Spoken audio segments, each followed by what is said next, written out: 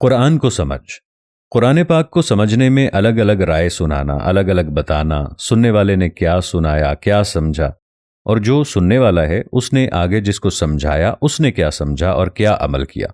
ایسے ہی حضور صلی اللہ علیہ وآلہ وسلم نے جن پر وحی نازل ہوئی تھی اور اپنے قریبی صحابی کو جو قرآن مجید سنایا، انہوں نے حق کیا اور تبلیغ کی، اور جنہوں نے بھی صحابیوں کو حضور صلی اللہ علیہ وآلہ وسلم نے قرآن کی آیتوں کو پڑھ کر سنایا، انہوں نے بھی حق اور آمین کہا۔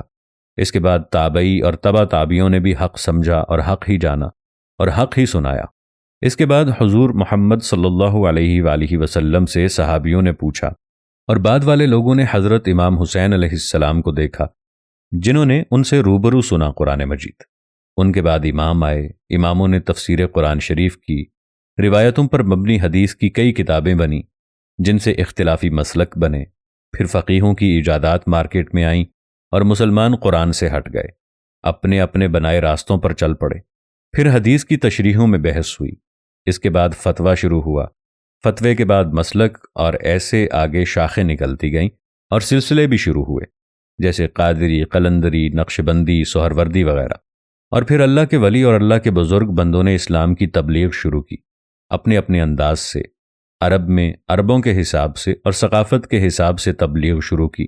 مثال کے طور پر بر صغیر میں راگ اور میوزک سے تبلیغ شروع ہوئی، کیونکہ مشرقی ثقافت اور تہذیب الگ، مغرب کی الگ، شمال کی الگ، جنوب کی الگ، تو مطلب الگ الگ طریقے سے تبلیغ شروع ہوئی۔